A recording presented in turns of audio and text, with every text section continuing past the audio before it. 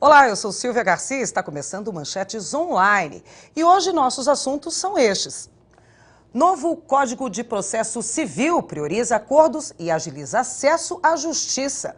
Redução da maioridade penal pode ser votada hoje na Comissão de Constituição e Justiça da Câmara. Lei Maria da Penha se aplica a casais homoafetivos? Bom, e para conversar com a gente, nossos convidados são o advogado especialista em direitos humanos, Dr. Ariel de Castro Alves, e o deputado Orlando Bolsoni, do PSB. Sejam todos muito bem-vindos aqui no nosso programa. E já vou começar logo com a primeira manchete, olha aí. Novo Código de Processo Civil prioriza acordos e agiliza acesso à justiça. O Senado Federal conclui a votação do novo Código de Processo Civil, matéria que tramitou por mais de 5 anos no Congresso. Nas mãos de Dilma Rousseff, para a sanção, talvez já nesta próxima segunda-feira, as novas regras processuais entram em vigor em 1 ano após a aprovação da presidente. Entre as mudanças mais significativas, o conjunto de normas dá luz à cultura da conciliação com a criação de audiência preliminar, com o objetivo específico de buscar acordo entre as partes, antes mesmo do reclamado apresentar defesa. Vamos esmiuçar o que é isso, doutor Ariel? Do que a gente está falando dessa celeridade do novo Código novo Processo Civil? O que a gente está falando dessa aceleração que teve?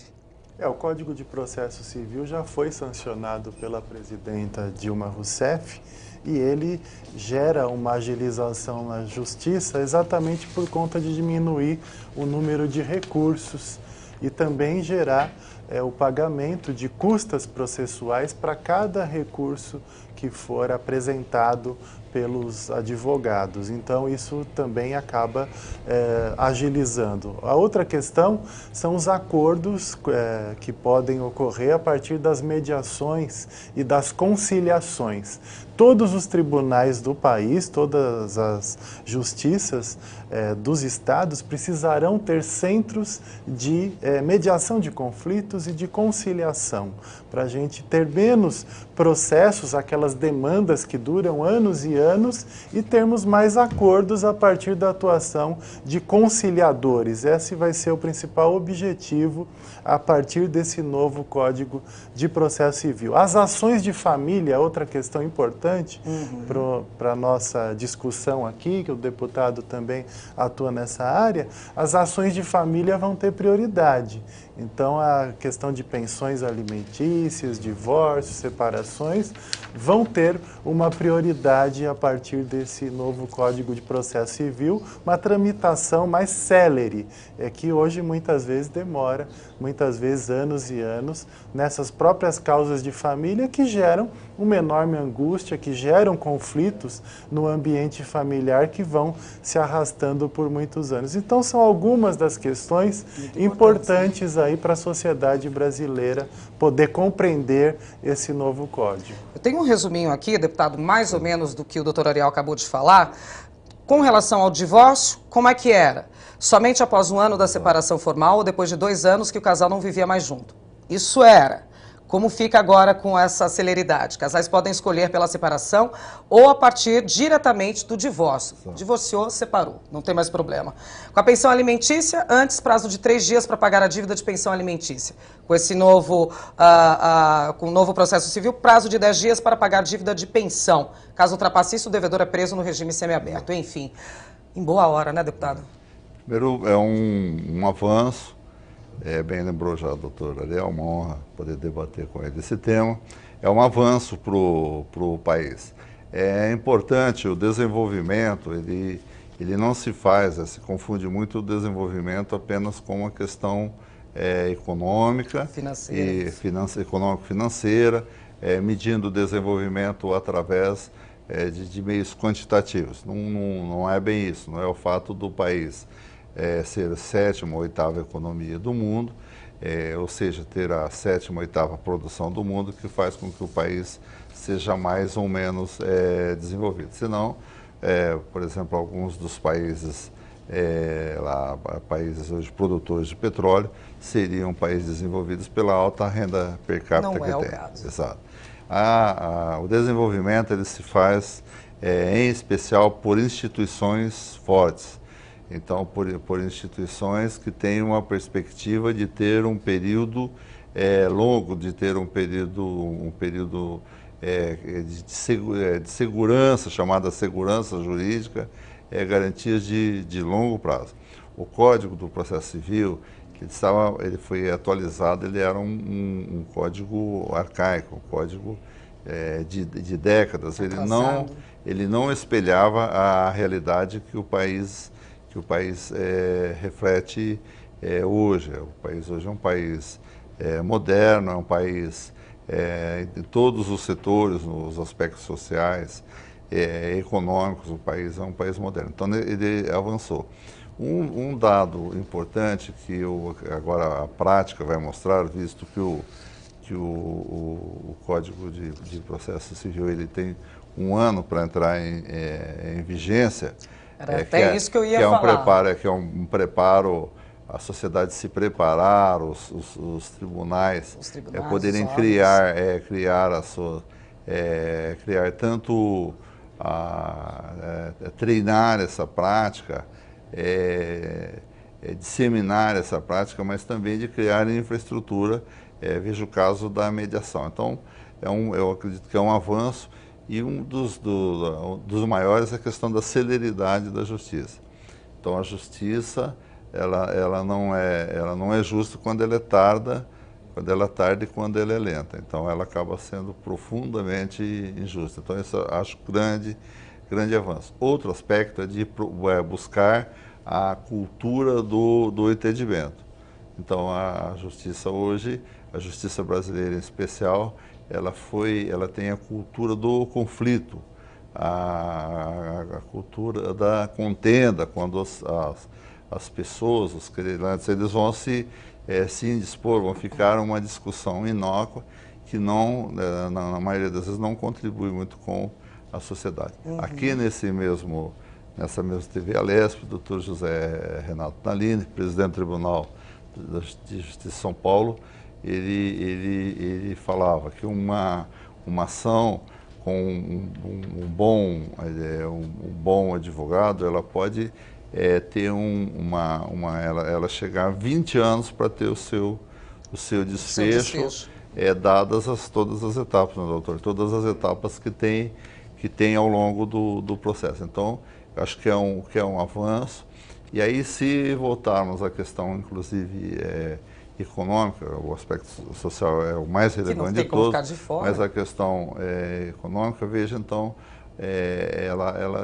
ela torna a justiça muito cara, tanto cara para quem busca acesso a ela, em especial as pessoas mais humildes acabam sendo alijadas do processo, e cara para o país a sua execução.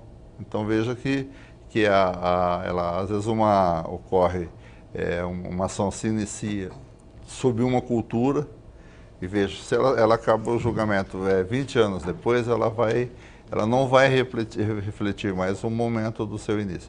Então acho muito importante a busca do entendimento, procurar antes de levar à justiça, buscar o entendimento. Eu acho que inclusive cria abre uma oportunidade para um novo tipo de advogado, que é o advogado que vai trabalhar na prevenção, que vai trabalhar contratos, que vai trabalhar entendimento. Então, para os mediadores, então abre, eu acho, um campo enorme, do que hoje quando o perfil do advogado é o perfil daquele que vai para a contenda. Sim, uma justiça mais inteligente, né? Bom. E nessa questão que o deputado falou, Silvia, só complementando, tem pessoas que acabam morrendo no curso das ações, né? É muito comum em indenizações, ações de herança, que as pessoas acabam falecendo até em razão da idade por conta dos anos de tramitação dessas ações. Esperamos que possa reduzir esse período. Outra questão muito importante é que os juízes vão ter que respeitar a ordem cronológica. Exato. Então não pode dar prioridade porque esse processo é do advogado que estudou comigo ou é de um colega meu. Não. Tem mais. Ele vai ter que seguir uma ordem cronológica. É claro que tem prioridade os idosos e as pessoas com deficiência e as pessoas que estão com doenças graves até terminais. Essas têm sempre uma prioridade. Que no final agora a gente está começando a ver a transparência da justiça, uma justiça mais eficaz, mais inteligente em prol de todo mundo, né? Bom. Mas é importante ainda, acho que o tema é extremamente importante, é que ele tem que ser bem, eu acho que nós temos que, aí, dentro do possível, buscar até esgotar. Tem a questão, o próprio Estado, quem mais, o Estado como todo, a federação,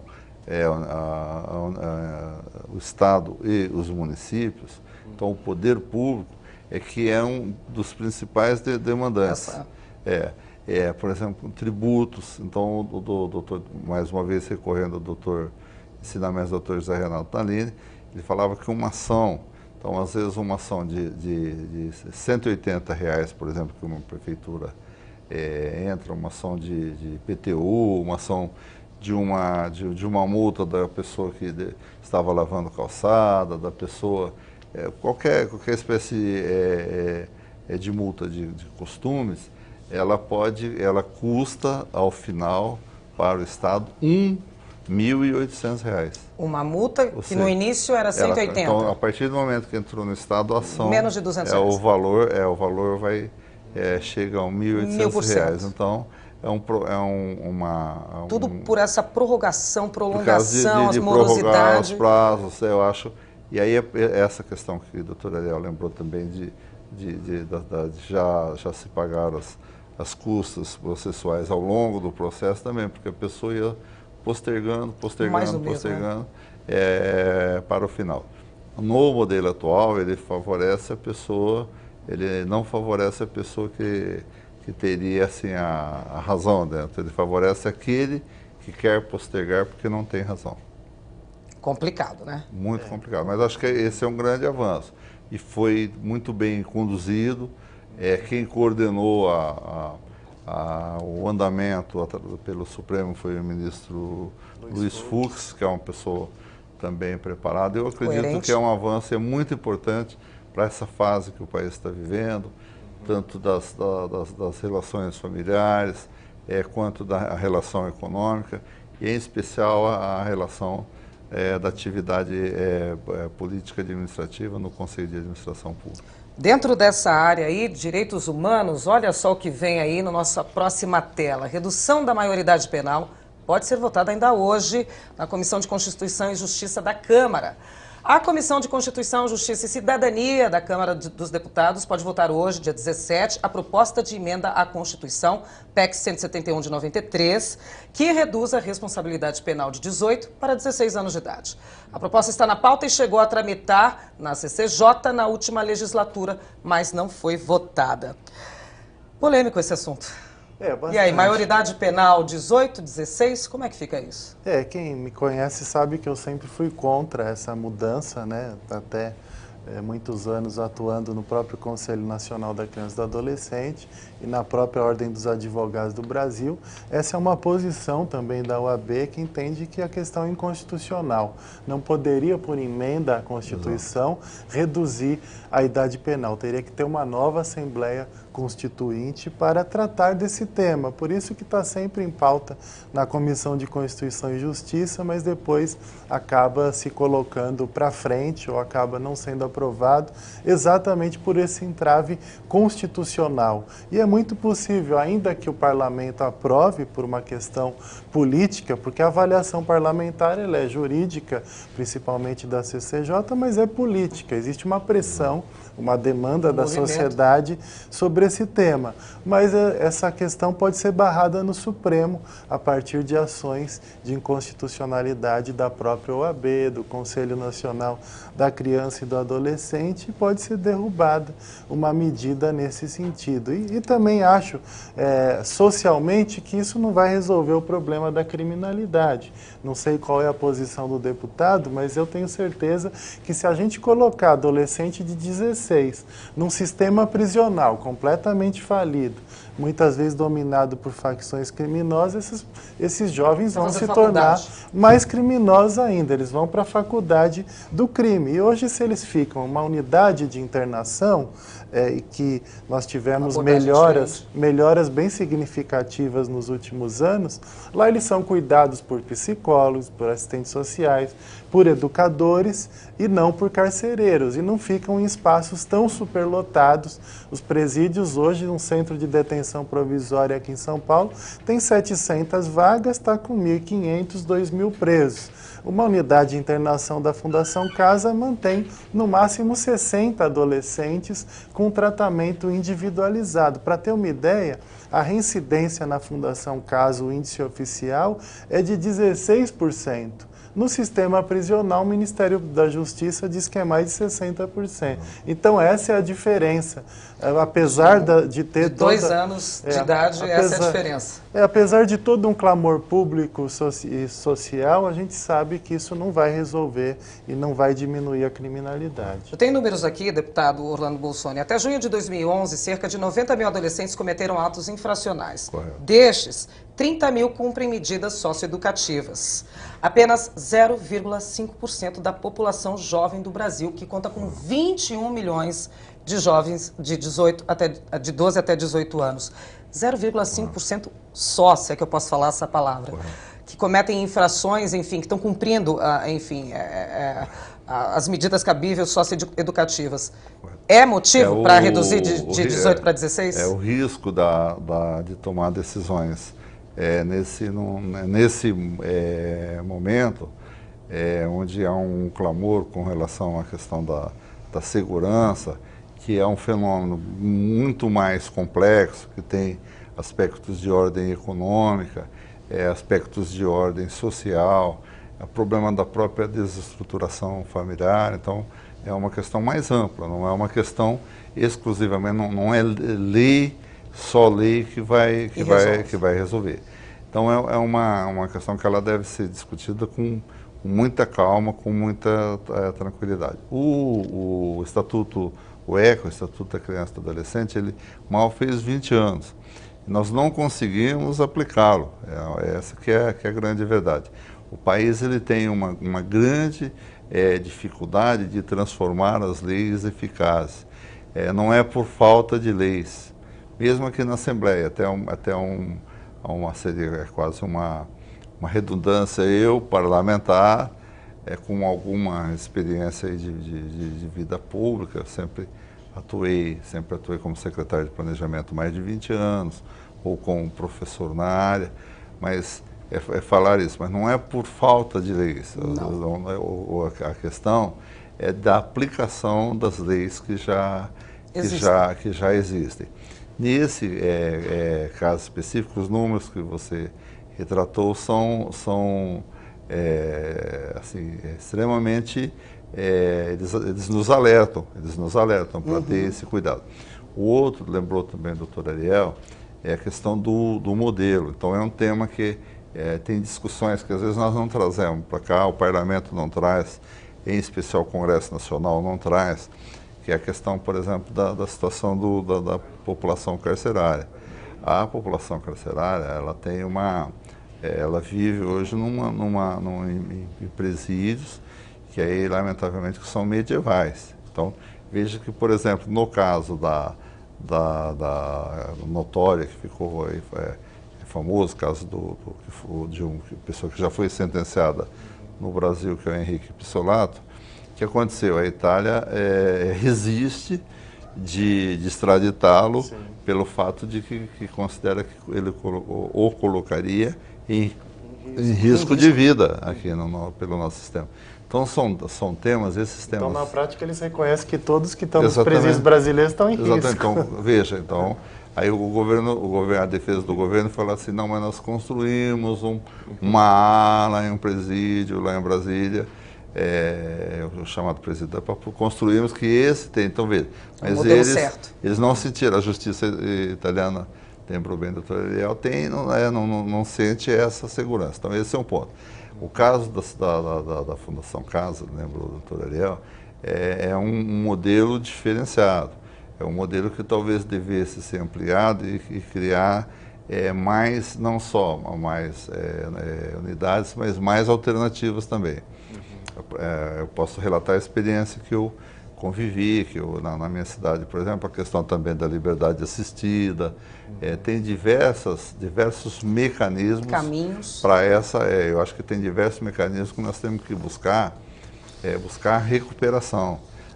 Não é possível, por exemplo, uma sociedade civilizada não pode condenar a pessoa no sentido de que a pena ela não exige, ela existe para procurar recuperar a pessoa.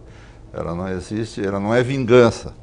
Isso que é importante. Isso já na Idade Moderna, o próprio Beccaria, eles já tratavam no tempo certo. Não é para a vingança da sociedade. Recuperação. Mas no sentido de buscar recuperação. E esse modelo que nós estamos trabalhando, a questão de discutir nesse momento tem que ter muito cuidado para discutir, porque é apenas a ponta do iceberg a questão da maioridade. E como o deputado lembrou do Beccaria, né? Lembrar que ele dizia: o que inibe o criminoso não é o tamanho da pena, é a certeza da punição. É a certeza da punição. E no Brasil nem sempre nós temos a certeza da punição. Um assunto delicado. Porque só 3% dos crimes são esclarecidos. Essa lembrança é muito boa, porque não é o fato de investigar, apurar, então, que investigar, apurar, ter a certeza. No caso aqui existe a prática, a chamada de que o crime compensa. Porque veja, 3%, então a pessoa joga, que comete um delito, ele joga com 97% de probabilidade, entre aspas, e tristemente, de ter sucesso. Então é uma questão que eu acho que nós devemos quase discutir. Igual jogar na Mega Sena. Então, assunto delicado que rende essa pauta. Mas esse assunto agora da próxima tela também é bastante pertinente, polêmico, vamos ver. Lei Maria da Penha se aplica a casais homoafetivos? De acordo com o advogado e autor do livro A Aplicabilidade da Lei Maria da Penha para Casais Homoafetivos Masculinos, Marcelo Holanda, a Lei Maria da Penha existe com a finalidade social de extirpar a violência doméstica, independente da configuração familiar. É isso? Sim, nós já temos jurisprudência dos tribunais estaduais da aplicação da Lei Maria da Penha, por exemplo, do afastamento do agressor do lar, da proibição do agressor ter contato com a sua vítima. Então isso já tem sido aplicado. Alguns casos desses até vão para as delegacias de defesa da mulher, na falta de delegacias especializadas nesse sentido. No gênero. Mas a Lei Maria da Penha ela veio para enfrentar a violência, principalmente a violência conjugal, doméstica, a violência no âmbito doméstico. E na medida em que nós temos dois companheiros que se agridem, que estão se violentando, se encaixam, ou mesmo duas mulheres que estão nessa situação, a Lei Maria da Penha, por analogia, ela se aplica, porque o papel dela é exatamente diminuir os casos de violência, enfrentar esses casos, gerar punição para essas situações. Eu atuo também como advogado em algumas questões nessa área. A gente já utilizou também a própria Lei Maria da Penha para proteger, mesmo em casos de casais homoafetivos. Até porque a questão de violência doméstica, né, deputado, tem de um lado, tem do outro, né? A violência, ela deve ser combatida de forma muito firme. Isso não pode. E a violência doméstica talvez mais firme ainda, porque vai desestrutura, é o desrespeito, porque fere a questão da confiança, fere valores maiores. É diferente, por exemplo, da pessoa de um acidente de trânsito, onde a pessoa abusou da bebida e ele provocou a morte de outra, que ele nem conhece. Então é diferente. A violência doméstica, eu acho que ela tem que ter agride mais, né? Literalmente. A legislação, ela tem que sempre nossa legislação, mas se nós lembrarmos um pouco a prática, tem que proteger, nenhum tipo de violência, seja violência física, seja a qualquer forma de assédio, ela não pode ser tolerada. Se aplica, eu diria que esse conceito tem que se aplicar a toda a sociedade. Eu lembrava um pouco da questão da criança e do adolescente, por exemplo. Nós temos que funciona convênio prefeitura, faculdade de medicina, onde eu estudei, a questão da criança, por exemplo, ocorre muito a questão da violência. A criança, inclusive a violência não só física, como também a psicológica, a pressão, a sexual. Então, a violência ela deve ser evitada. No caso de São José do Rio Preto, nós temos uma casa que protege, no sentido, inclusive, que isola a pessoa, acolhe a pessoa agredida para não ficar sob aquele risco. Ficar exposta, né? E com profissionais preparados, eu acredito, porque esse é o grande desafio também, né? É aplicar a lei, mas aplicar a lei com coerência, com profissionais preparados, né? Senão... necessário ter experiências e centros de referência para apoiar as vítimas de violência, né? Que a vítima de violência, principalmente a doméstica, como disse aqui o deputado, ela gera sequelas, gera traumas, porque é tipo dormindo com o inimigo. A pessoa se aproveita da confiança que um tem pelo outro e ela promove uma verdadeira traição, uma emboscada diante daquelas condições. Quem deveria proteger, muitas vezes se torna o principal carrasco, o principal agressor. E para isso, para superar essa situação da criança ou da mulher que confia no companheiro ou mesmo do casal homoafetivo, precisa de um atendimento psicológico, social, de uma equipe multidisciplinar. O atendimento médico, né, que tem as doenças também sexualmente transmissíveis, tem também as situações que geram hematomas, escoriações. Estupros, né? Essa análise dos médicos é fundamental, produzir laudos, relatórios, que isso também vai ser importante para a justiça poder condenar aí os responsáveis. Para ilustrar, no caso, ilustrar o processo.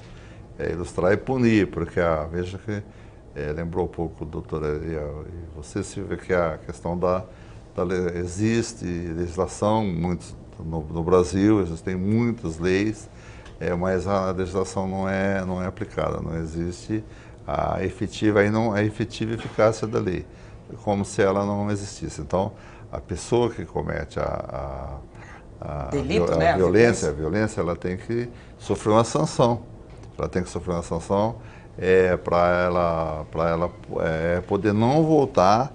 Inclusive, o objetivo é não voltar, não ser reincidente, não ser reincidente, não voltar a delinquir. Ela saber, tal qual lembrou a doutora Ariel, ela saber que ela é um risco, ela temer na possibilidade de uma nova violência. Não, o problema não conserta. Bom, nosso programa já chegou ao fim, o papo aqui, o assunto, na verdade, esses 3 assuntos, né, bastante polêmicos e cheios de colocações para se fazer, mas o nosso tempinho é curto aqui. Eu agradeço a presença de vocês dois, doutor Ariel, deputado Orlando Bolsoni, sejam sempre muito bem-vindos aqui. Muito obrigado. O programa Manchetes Online vai ficando por aqui, a gente tem um encontro na próxima semana. Até lá. Tchau.